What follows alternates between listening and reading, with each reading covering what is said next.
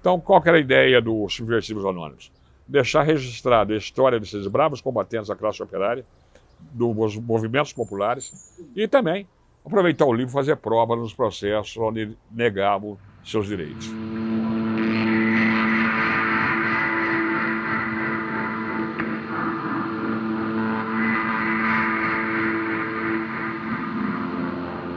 E quando estourou o golpe de 64, o pessoal, os militantes do partido, jogaram fora, dispensaram, como se diz na gíria, os jornais, o Terra Livre, Novos Rumos, os jornais do partido, para não se comprometerem caso a polícia fosse à sua casa. Um senhor verdureiro, analfabeto e evangélico, achou aqueles jornais e começou a embrulhar seus pepininhos naqueles jornais. Uma mente maluca denunciou ele na polícia que ele era o secretário de agitação de propaganda do Partido Comunista Brasileiro. A polícia invade sua casa, prendem o cara e levam para o presídio do Hipódromo de São Paulo, fica 60 dias preso, nem sabia o que era marxismo, nem o que era guerrilhismo. A história trágica no caso desse. A sua mulher, Dona Lídia Góes, estava grávida de 9 meses. Assustada com a invasão da polícia de sua casa, teve um infarto, morreu, foi embora ela e a criança. Esse é o que os militares fizeram, e o que os acaguetas do Brasil fizeram, e o que os fascistas hoje tentam fazer novamente.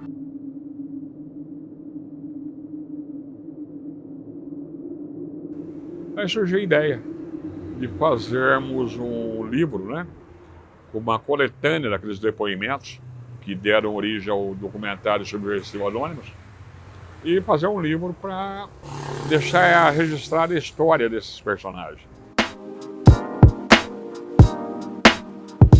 Aí você vai encontrar figuras históricas, né, da militância política em Bauru. Por exemplo, teve uma greve, né, da Tilibra, quando era da família Kobe, isso em 63.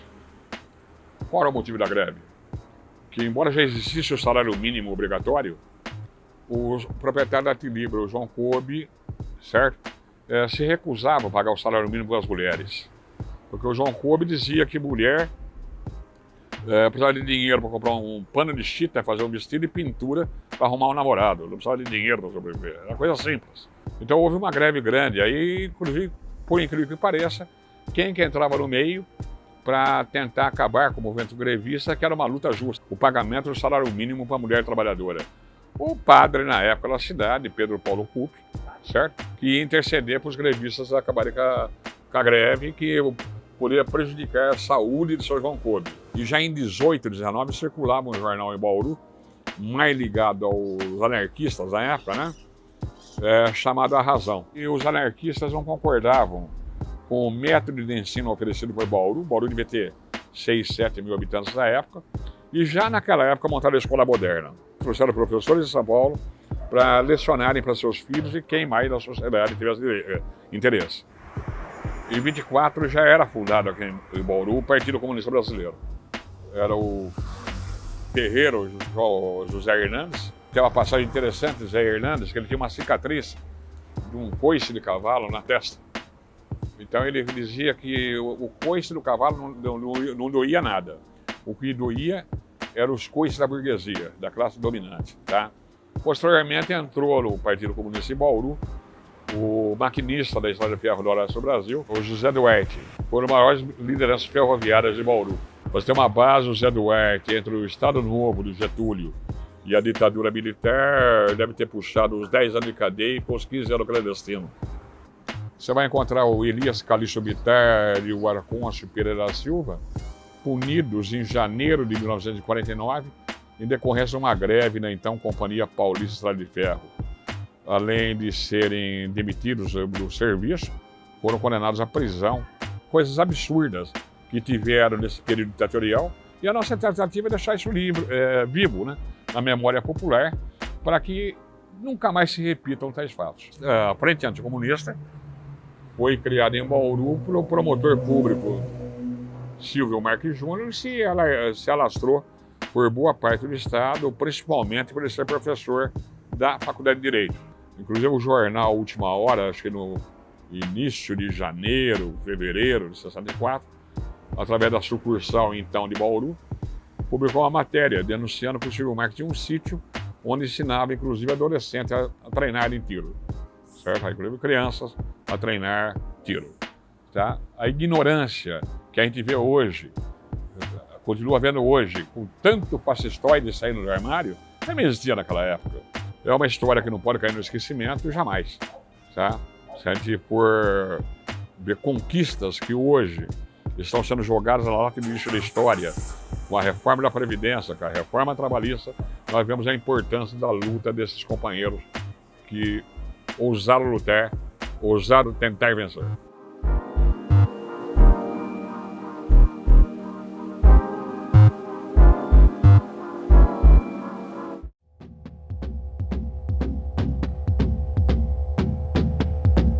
Acabaram decidindo que Márcio poderia vir a trair. E se poderia vir a trair, era melhor eliminá-lo. E isso foi feito. E ao se aproximar, foi executado por Carlos Eugênio e mais 2 companheiros.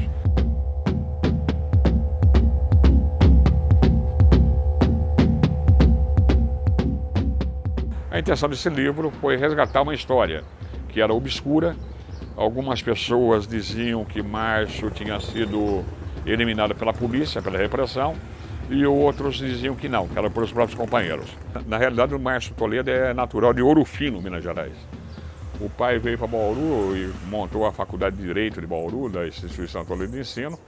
Então o Márcio veio para Bauru criança, ficou em Bauru até os 20 anos de idade, terminou, fez o colegial dele, foi contabilidade no Senac, e paralelamente a isso o Márcio foi fazer a Escola de Sociologia e Política em São Paulo. Foi militante do Partido Comunista Brasileiro e depois da Ação Libertadora Nacional.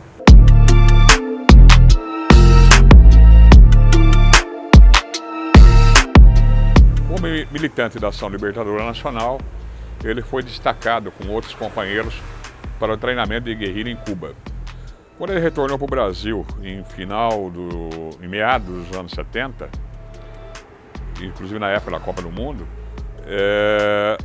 praticamente a organização estava destroçada. Não só a ELN, todas as organizações de esquerda estavam com suas lideranças ou presas, ou mortas, ou no exílio.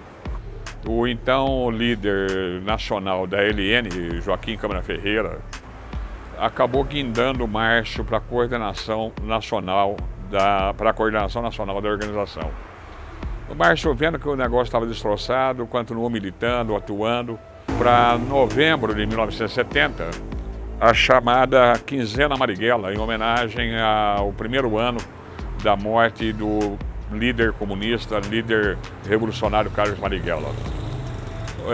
Eles estavam numa reunião da ELN e, por descuido ou por desatenção e insegurança, o Joaquim Câmara Ferreira saiu do aparelho onde estavam reunidos e foi se encontrar com um militante que tinha sido preso e que chegaram em Belém do Pará e que chegaram em São Paulo dizendo que tinha fugido da prisão naquele estado.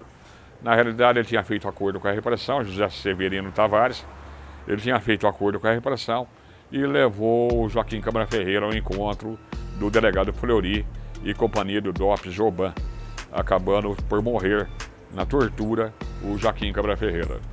O Márcio se desligou por alguns dias da organização e começou a defender um movimento de recuo, tirar os militantes mais conhecidos do Brasil, jogar para o exterior, mais precisamente para o Chile de Salvador Allende, e os menos conhecidos esparramar pelo interior do estado, pelo interior do Brasil, com pontos de encontro. Um grupo de jovens que estava no comando da ELN, no grupo tático armado da ELN, entenderam que Márcio estava recuando, que Márcio estava querendo desistir da luta. E isso não era verídico.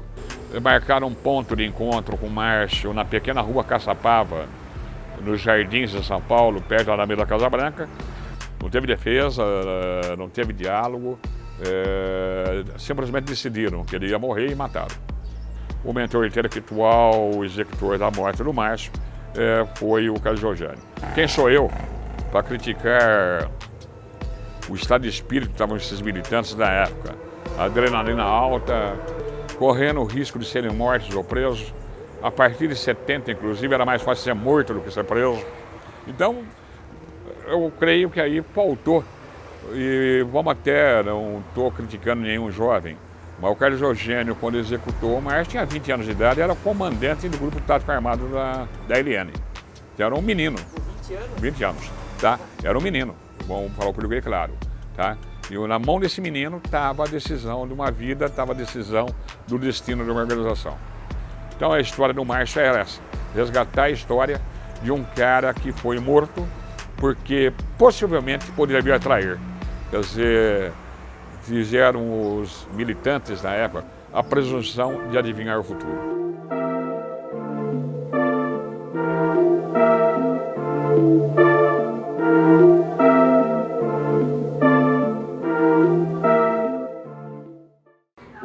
Os subsídios foi o pontapé inicial para que não somente eu, mas muitas outras pessoas mostrassem interesse em pesquisar a história combatente de Bauru.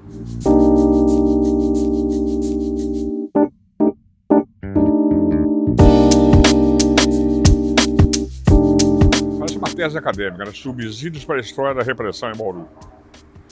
O subsídio surgiu quando nós tínhamos aqui em Bauru uma seção local do Comitê Brasileiro para a Anistia, em 78, 79, até 80, né? Embora a lei da anistia foi em 79. E nós resolvemos fazer um trabalho. Eu era coordenador do Comitê de Anistia. Na realidade, é um livro, é uma coletânea de documentos, coletânea de recortes de jornais, né? Com as notícias dos movimentos reivindicatórios da classe trabalhadora, do movimento estudantil e também da repressão. Era um trabalho de denúncia. Nós tínhamos, na época, em 79 ainda, 2 brasileiros exilados e um banido, o Darcy Rodrigues, o sargento Darcy Rodrigues, que tinha se trocado com o embaixador alemão e estava residindo em Cuba. Tínhamos o Zé Ivan Gimini Matos, que saiu do Brasil, morou na União Soviética, Tchecoslováquia, ficou 15 anos fora do Brasil, voltou só em 79. E tínhamos o Saad Zogueib Sobrinho, perseguido pela FAC, Frente Anticomunista de Bauru, que acabou saindo do Brasil com a desculpa de participar do movimento popular da Igreja Católica e ficando exilado. Um dos grandes intelectuais do movimento estudantil em 68, 69, José Roberto Arantes de Almeida, que foi assassinado na volta de um treinamento militar em Cuba. Ele era natural de Pirajuí, passou a infância e adolescência em Bauru, onde estudou no Ernesto Monte.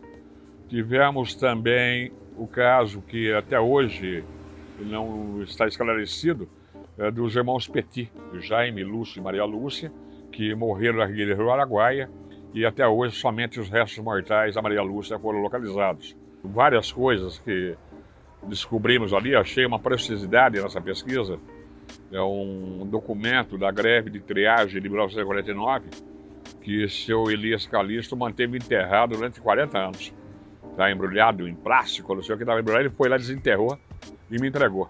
Aqueles documentos, tudo amarelado, carcomido, já eram os manifestos dos ferroviários da Companhia Paulista de Ferro na famosa greve da fome de janeiro de 49.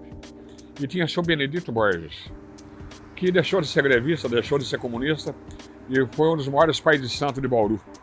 E que a lenda diz que o Pelé não jogava em campo se não tivesse a camisa benzida pelo Borjão. Que a aprovação da lei da anistia, que foi em agosto de 79, nós o lançamos em dezembro de 79. Isso é uma repercussão nacional, principalmente da chamada imprensa alternativa na época, né? Que a imprensa já não deu o mesmo destaque, excetuando-se aqui em Bauru o jornal Diário de Bauru, né? Que sempre publicava os movimentos de oposição ao regime militar, ao contrário do Jornal da Cidade, que omitia e fazia de conta que as coisas não aconteciam aqui. Então, na época, realmente em 79, 1979, já estava mais maneiro o negócio, né? Eles enchiam a paciência ainda, viviam monitorando, catalogando, fazendo relatório de nossas atividades, mas já era mais tranquilo. Mas mesmo assim, por exemplo, colocamos na época na ficha técnica do livro, né? Ilustrações de capa. Zé Henrique. Não coloquei o nome completo dele. Até hoje ele me agradece, porque quando ele fez concurso para juiz de direito, em 81, 82, em pleno regime militar, se tivesse o nome dele nos arquivos do DOPS, no arquivo da Polícia Federal, ele não teria passado no concurso de juiz. Nós tínhamos o dossiê, o livro negro da USP, tem alguns trabalhos similares, mas falando especificamente de uma cidade, de uma região, foi pioneiro. O de Bauru foi pioneiro indiscutivelmente. É um projeto que eu tenho já há 2 anos, de reeditar os subsídios, né? Está pronto, era para ter saída já essa reedição, a pandemia atrapalhou, mas eu quero ver se no início do ano agora, amenizando a pandemia, nós estamos lançando esse trabalho. Está pronto, só falta imprimir. O que veio a ideia, nós fizemos uma introdução considerável ao trabalho, com documentos novos. Daí vem a edição do livro em si, como foi em 79, e posteriormente um apenso de documentos que nós localizamos. Nós vamos colocar o facsímile do jornal que circulou em Bauru em 1918-19, que é o jornal A Razão, que era um jornal, para você ter um exemplo, o rodapé do jornal era em tipos garrafais. Boicotai os produtos da Antártica, eles usam mão de obra escrava, isso em 1918. Tá?